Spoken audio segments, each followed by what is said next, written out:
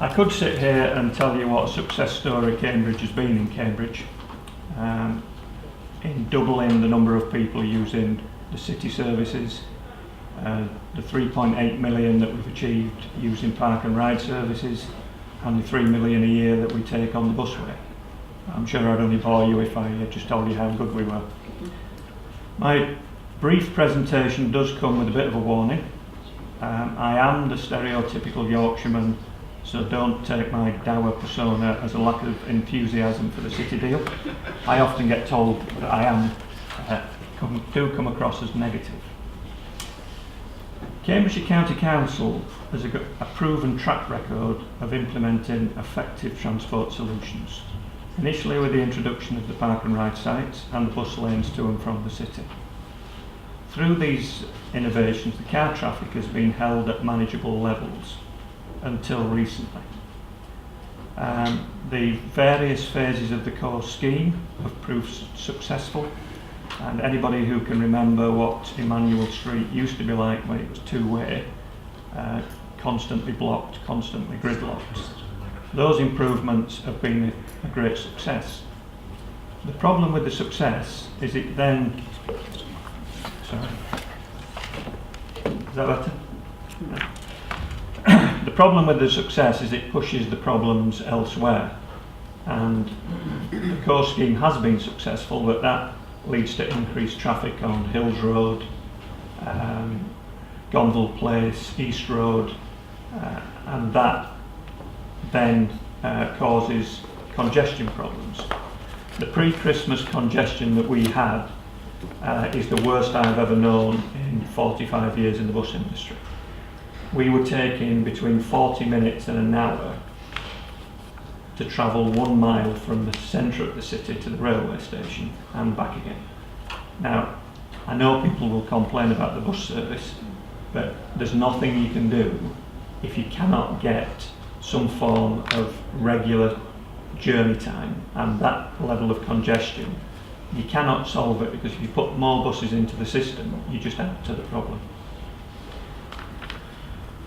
The county have also been successful in securing the funding for the busway, and despite everybody telling us it was a white elephant and nobody would ever use it, I don't think you can argue with the numbers that are currently using it. And that's without any houses being built. Our original business case was built on 12,000 houses being built at Northstowe, and we are already achieving the 3 million a year without any houses being built yet. However, some more recent projects have resulted in increased traffic congestion and made bus operation more difficult. These include the 20-mile-an-hour speed limits, the reduction of traffic lanes on Hills Road Bridge, additional traffic lights at the railway station development, priority for cyclists. I'm a bit nervous about saying that with all the cyclists behind me, but at the Catholic Church Junction and now at the bottom of Castle Hill. It might not seem a lot, 6 seconds, but it does make a difference in terms of the traffic flow. And we need to do something to keep the traffic flowing through the city centre. We've invested over £21 million in vehicles since I've been in Cambridge, and we did that to try and improve the air quality. The air quality isn't improving to where it should be, and a lot of the reason for that is because we get stuck in traffic and we're ticking over where we should be moving. We've got further reductions coming on Hills Road and Huntingdon Road, although I am in favour of segregating cyclists and making it safe for them and making the traffic flow. But I think we're in danger of reducing the road space that allows the traffic to flow by doing some of the projects that we're doing.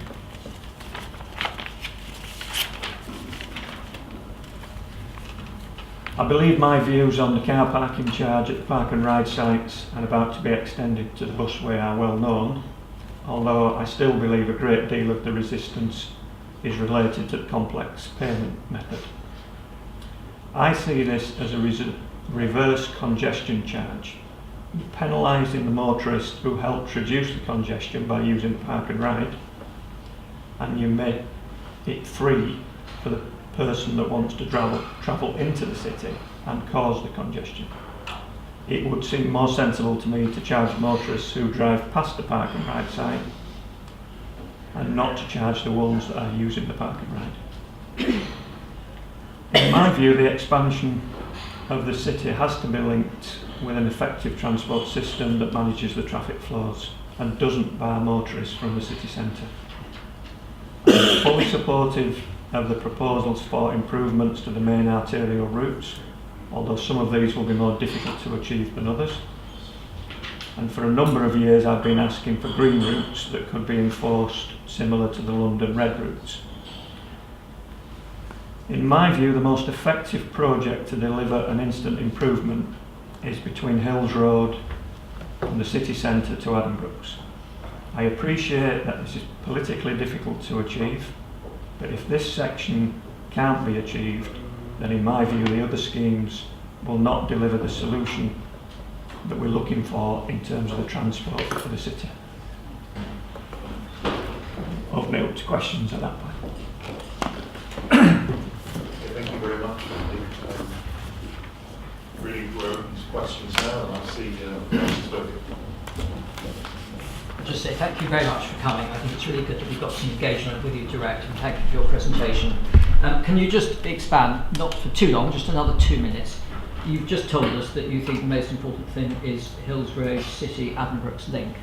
You just sort of pop that in at the end. Do you want to give us about 2 or 3 more minutes on that, if you think that is the most important thing we should be thinking about?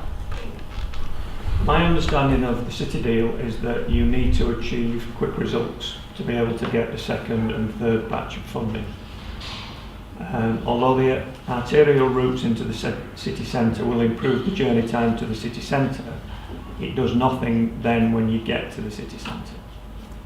The biggest congestion hotspot that we have is the section between the city centre, the railway station and Addenbrooks, because that's where people want to go to work, to visit the hospital, to commute to London, but also that's where people drive through the city, because there isn't a reliable alternative to get you around the city, and we need to take the traffic out of the city centre if you're going to expect an effective public transport system.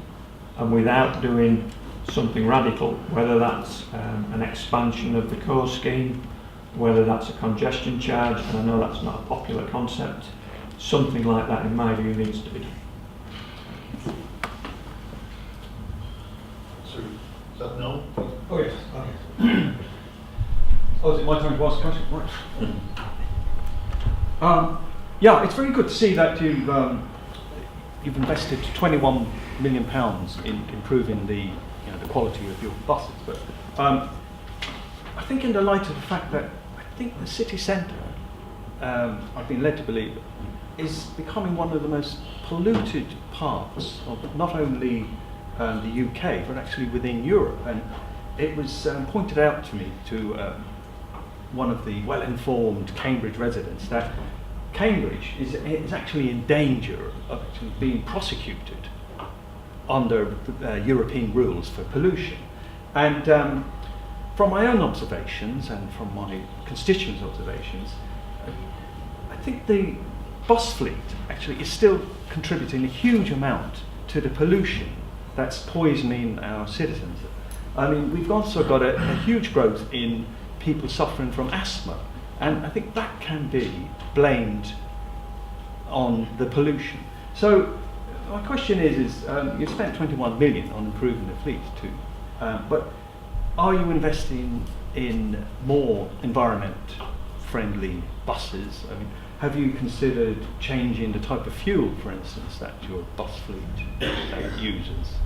And also, I think we are in an atmosphere now of looking at transport in a very radical way.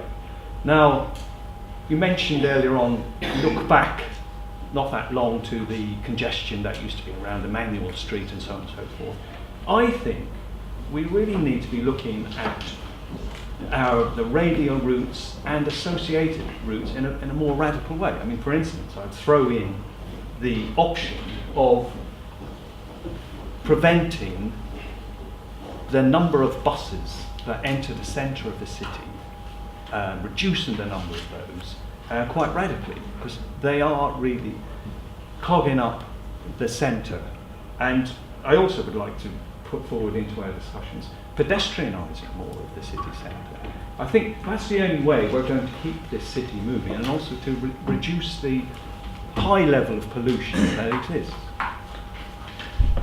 So 2 or 3 items. Yes, we are willing to keep investing.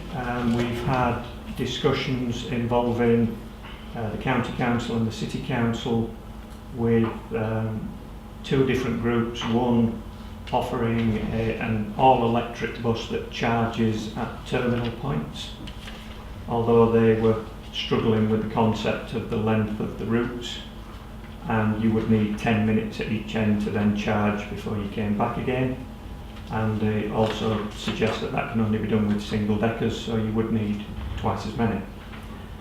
We had a similar presentation yesterday by GKN, who have a system that was developed by the Williams Formula 1 team that is achievable with double deckers. What I would hope to do as part of the city deal is agree some form of quality bus partnership agreement with the city and the county council, where the infrastructure is delivering the results that we expect it to, then Stagecoach would invest in newer, cleaner buses to operate on those routes.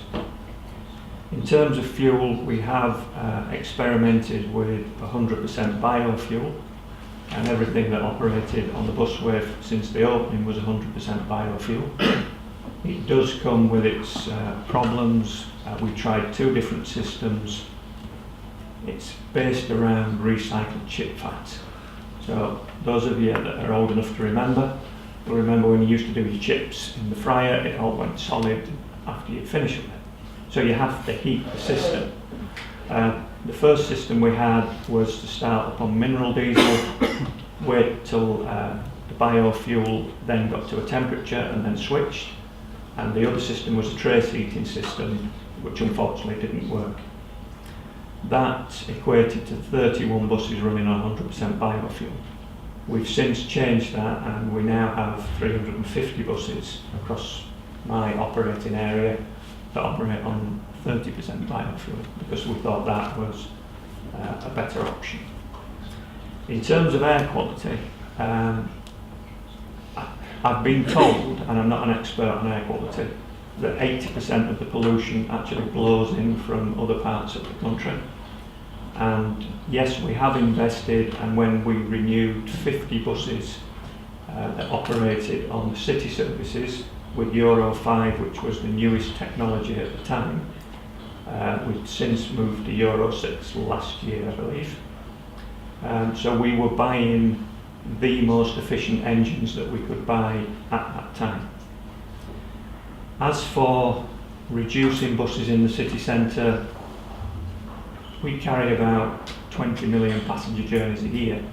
I don't want to run empty buses anywhere, and if you're going to reduce the number of buses, then what are you going to replace it with for those people to get about the way they do at the moment? Martin Smart. Thank you. Thanks for coming, Andy. You seem quite a positive person to me, actually. Not you, I'm told. Okay. Can you speak up, Martin? Sorry, yeah. So, I think my main point is we have something like plus 4 million plus visitors a year. So, have you fully considered how much money you can make out of those tourists when they come to the city travelling around? Because I'm not quite sure that's happening at the moment. And in terms of doing that, I think having a modern, efficient bus service like we find in places like London would sell your products much better. So, for example, if we had talking buses, which would be good for tourists because they don't know where they're going, or they're lost little bunnies really, aren't they, most of the time. And Also good for disabled people, blind people who need that help. I work for Disability Cambridgeshire, so a bit of interest there. I think on the pollution side of things, that's one thing, pollution. Another thing is I travel to Papworth once a week normally, wait in the bus station. Quite often I get a terrible headache because the fumes are so bad in the bus station, the buses are all running, etc, etc. I live in the city centre. I frequently experience the fumes that I can feel, and I don't think I'm an overly sensitive person, and I understand from the executive councillor and city council who's responsible for that it is an issue and it is being looked into, and there's a report coming to Environment Committee next week about that. And I understand also, though I'm again like you not an expert in this field, that Southampton have made moves on making their buses cleaner. So clearly things can be done. So I think the third point, so 3 points, the other point is about, Jim Chisholm mentioned Keynes earlier, and his big thing was supply and demand, and the cost of your buses, and have you considered how you price them? Just thinking about how traffic engineers make judgments about traffic movement in town. Have you made similar calculations or had experts make calculations for you about the pricing point of your buses and how many more people you can get on the buses on the basis of the decisions people make about the cost, convenience and enjoyment of the mode of travel they choose? Speaking for myself, I use a bicycle a lot, I also hire cars, I use buses, trains, and I make those decisions on the basis of those three things: cost, convenience and enjoyment. And enjoyment can be a big factor. And if the buses are dirty, if they aren't talking buses, so you're a bit lost, if the Wi-Fi doesn't work, all of the seats are uncomfortable, all of these things are significant. And I think if you move towards a system where the buses are something that people want to be on, I think that's important. And I think your point about traffic congestion is very pertinent to this meeting, of course, because that's what we're aiming to help with City Deal. But I think also you can help yourself to a certain extent by getting people out of their cars, essentially, or other modes of transport, and getting them onto your bus because they want to be there. They think that's the best place to be. Thanks. Martin. I don't really view it as wanting to make money out of tourists, but we do carry 50,000 people on the sightseeing buses. We do try and attract them to the park and ride sites. We've recently had discussions with the City Council in terms of what can be done to encourage tourists to stay longer, because most just come for a few hours and then go again. In terms of talking buses, we have been working with Vix for 2 years now, trying to finalise the talking buses on the busway.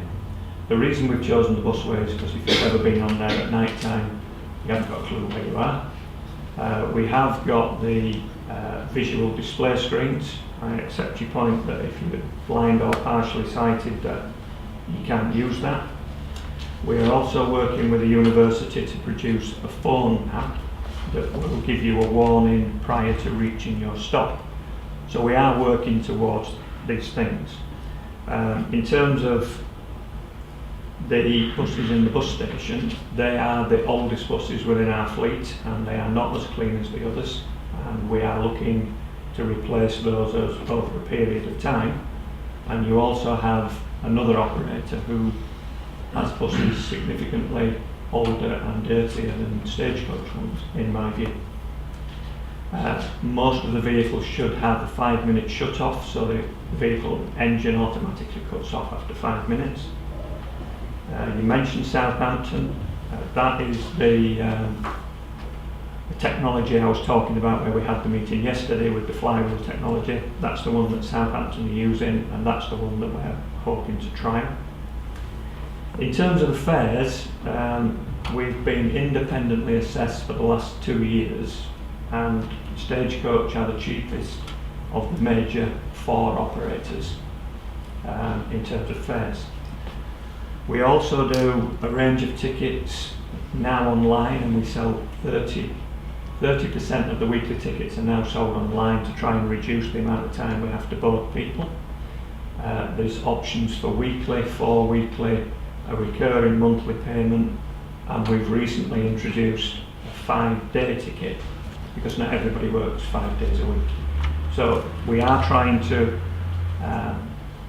pitch the fares at a realistic level, but one of the issues that you have when you employ people within Cambridge, it's not a very cheap place to live, as I found out when I moved from Yorkshire.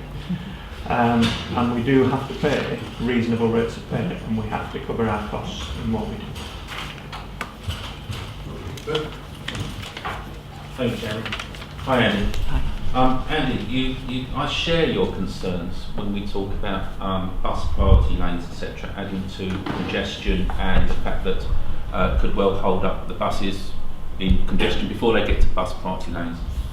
And yet we are looking at within our schemes Milton Road bus priority, Maddenley Road, Histon Road, A1307 corridor including bus priority.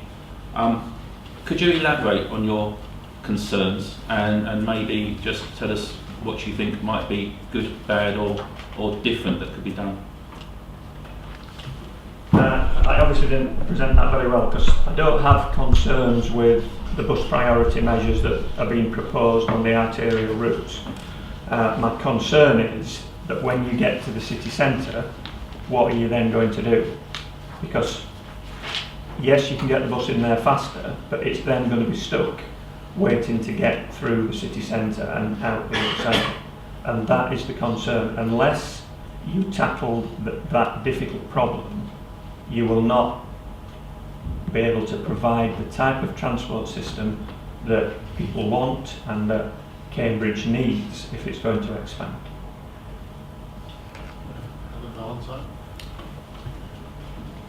Yes, it perhaps builds on that question. I was surprised, I think, to hear you say that you weren't in favour of banning cars from the city centre, and I just wonder if you could expand on that a little bit, because I would have thought some of that problem of the very kind of last mile or so would be solved potentially by at least monitoring or managing car use at peak times.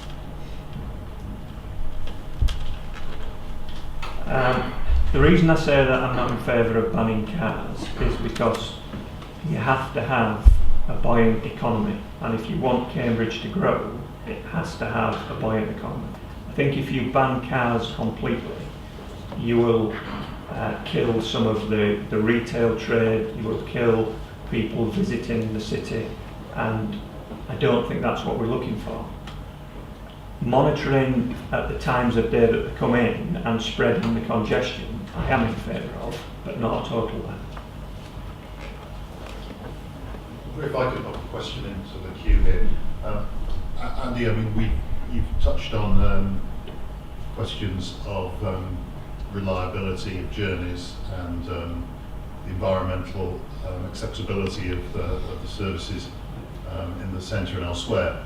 I think for a lot of people, one of the questions about public transport is that it doesn't exist in such measure that they can rely on it in the first place, whether it's delayed or whatever it is.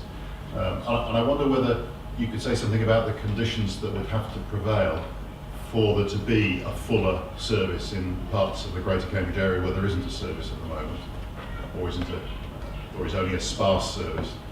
And also to note that we don't have, through the city deal, access to revenue funding, but clearly we are talking about a capital investment programme, and I wonder whether you have any observations about how our capital investment can actually help in the support for services where there aren't any at the moment. I think one of the difficulties with Cambridgeshire is that you have lovely villages dotted all over the place that are difficult to serve using large buses. What we've tried to do when the tender reductions came in was to provide the best level of service that we could to connect some of those villages. it's a fine balance because people don't want to connect to other villages, they want to be straight in and out, but there isn't enough people to be able to provide that service. So we've tried to link some villages together to provide a service into the city.